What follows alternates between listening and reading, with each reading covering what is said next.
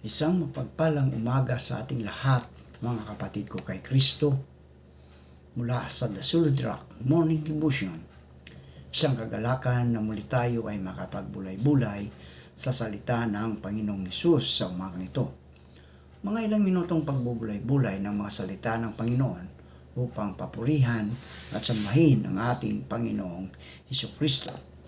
Ang ating pong pagbubulay-bulayan ay matatagpuan sa Pilipos, Kapitulo 3, talatang 7 hanggang 8. Ito ang sinasabi, "Ngunit dahil kay Kristo, ang mga bagay na pinahahalagahan ko noon ay itinuring kong walang kabuluhan ngayon.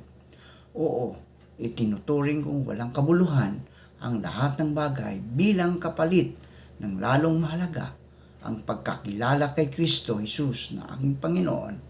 Ang lahat ng bagay ay ipinalagay kong walang kabuluhan, makamtan ko lamang si Kristo." Tayo po ay manalangin.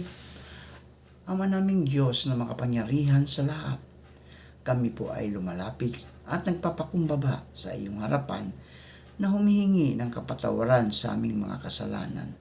Patawarin niyo po kami, O Diyos, at bigyan niyo po kami ng karunungan upang makasunod sa iyong kalooban at gabayan niyo po kami sa lahat ng aming mga ginagawa. Aming itataas ang aming mga kapatid na nangangailangan ng kagalingan dahil sa mga karamdaman. At pagalingin niyo po sila, Panginoon. Ang kahilingan ni Virgilio Tonilada sa kanyang promotion sa trabaho, naway maibigay sa kanya, O Diyos. Salamat, Panginoon, sa mga katugunan sa aming mga panalangin. Amen. Sa laban ni Pacquiao, hindi madali ang paghahanda. Hindi rin madali ang maging focus sa training. Sa buhay din natin ngayon, maraming distraction, iba pang responsibilities at mga relationships problems. Bukod pa sa $20 million na guaranteed na matatanggap ni Pacquiao, kasama pa ang share sa pay-per-view, mas mahalagang motivation sa kanya ang maibalik ang honor sa kanya bilang isang boxing champion. Para maging masigasig sa paghahanda sa pagdating ng Panginoong Hesukristo, we need motivations. Motivations greater than winning a renowned boxing match. Our Master, the Lord Jesus, will return. This is good news. Kailangan nating marinig sa kabila ng mga masasamang balitang nangyayari ngayon sa buhay natin at sa paligid natin. Anong klase ang pagbabalik? Makikita natin ito sa pagsasalarawan ni Jesus sa mga teksto tungkol sa kanyang pagbabalik. Ang kanyang pagbabalik ay matatagalan.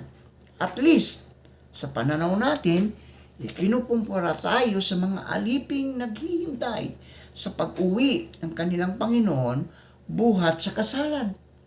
Ang kasalan kasi noon, sa panahon nila, di tulad sa ngayon. Ngayon, kapag umaattend ng wedding, alam mong mamaya lang din, uuwi na. Sa kanila, ang kasalan ay inaabot ng ilang araw, minsan 1 linggo. Tayo po ay manalangin. Salamat, Panginoon, sa panibagong araw at buhay. Aming inialay sa inyo ang buong araw na ito at ang aming buong sambahayan. Salamat, O Diyos, sa muli mong pagbabalik. Maaring matatagalan pa, pero makikita na, Panginoon, sa mga hula, sa mga pangyayari sa aming kapaligiran. Amin nang naisalalarawan, O Diyos, ang pagbabalik mo dahil ang mayroon ng mga kaguluhan sa iba't ibang panig ng mundo, Panginoon. At marami ng mga hindi ka nais-nais na pangyayari sa aming kapaligiran. Kaya, O Diyos, kami ay naghihintay sa pagbabalik mo, O Diyos, upang kami ay iyong madala sa iyong kaharian, ang buhay na walang hanggan, ang langit. Kaya, O Diyos, kami, Panginoon, ay patuloy na naghihintay na, sa iyong pagbabalik. At amin ding itinataas sa inyo ang mga kapatid na kailangan mong pagalingin dahil sa mga karamdaman. Tulungan mo sila, O Diyos, sa lahat ng mga ginagawa nila.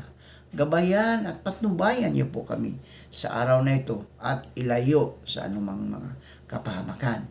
Sa pangalan ni Jesucristo na aming Diyos at tagapagligtas.